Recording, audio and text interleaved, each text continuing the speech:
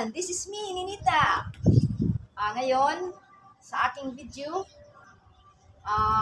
andito ako sa labas ng aking kwarto, ng aking tinirhan. So, ang aking mga halaman ay nandito. So, dahil problema ako sa sa lalagayan ng aking mga halaman dahil nakalapag lang sa sahig. So, andito ako sa 4th floor. So, you see, nasa 4th floor ako, kaya malagyan ng platform yung aking mga halaman, katulad sa ginawa ko dito sa kabila, kasi tumutulo yung tubig sa baba.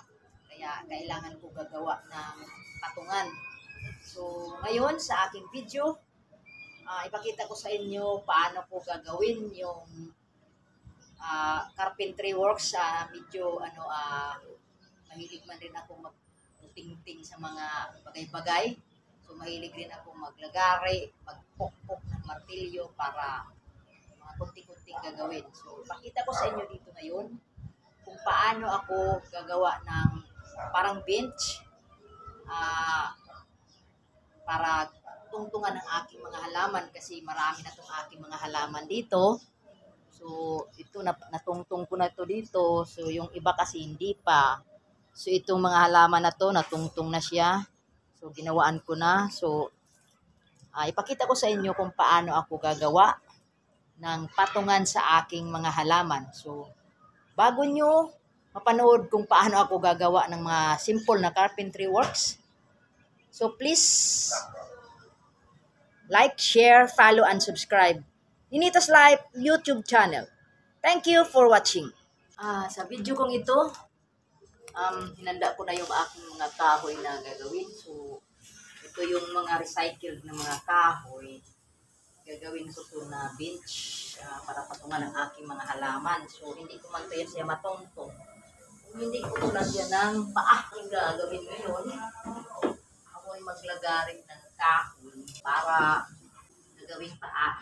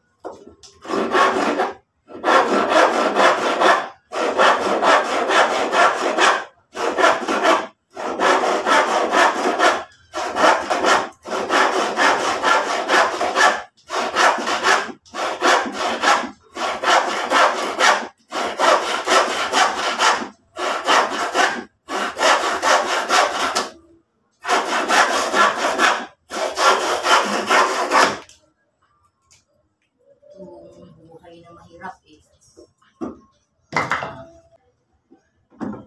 Hindi tayo mayaman.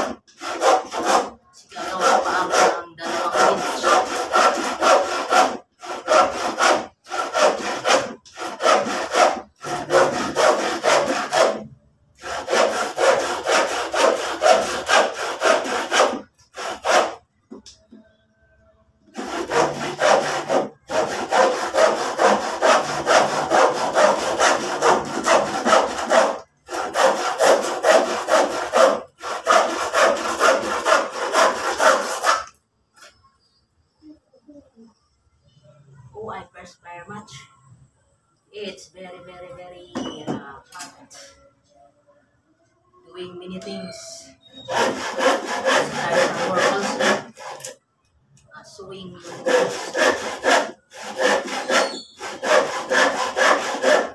These are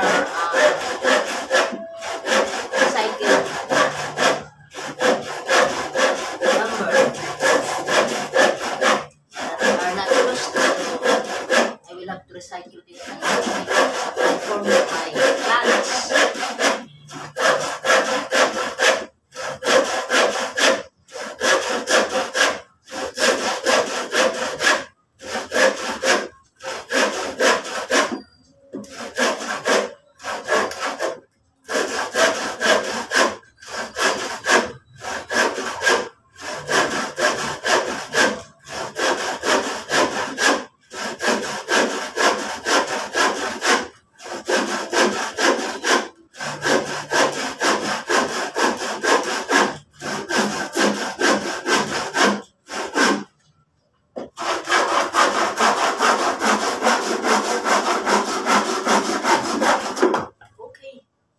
Now start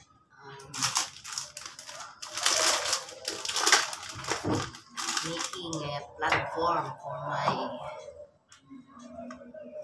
plants. This is what I'm doing.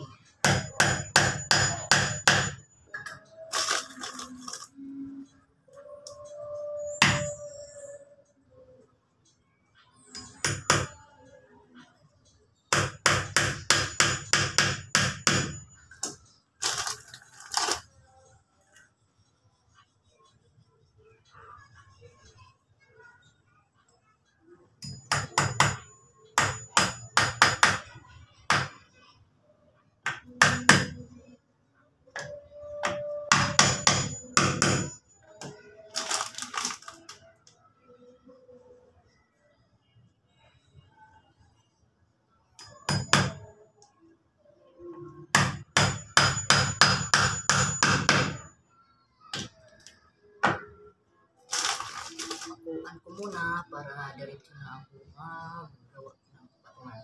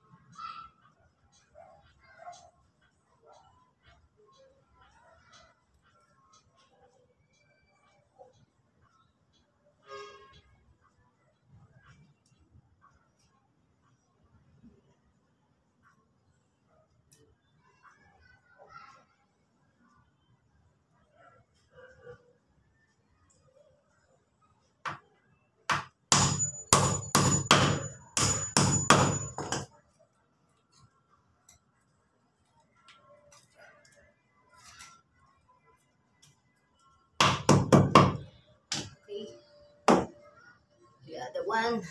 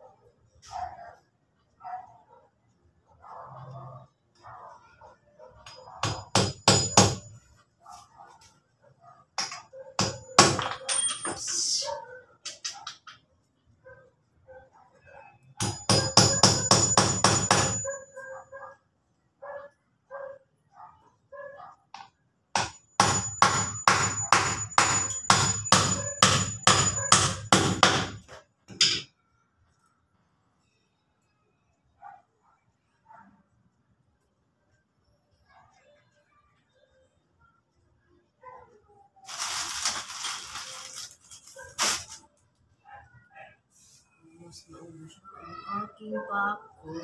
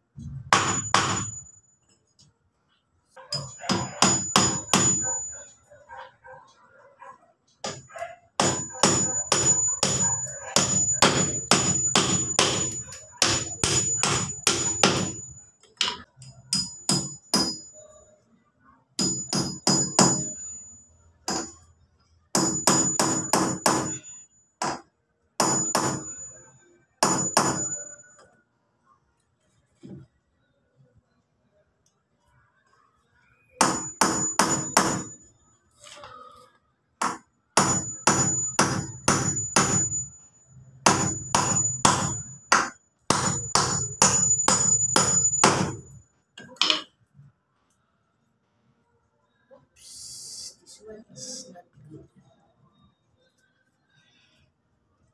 It's not good. We have to nail it with a big one.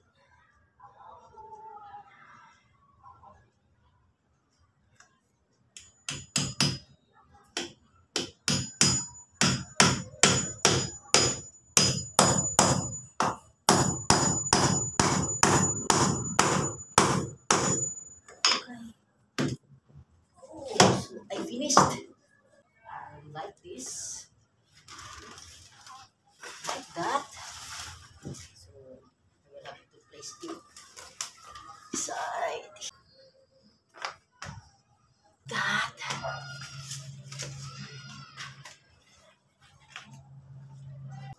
Is there.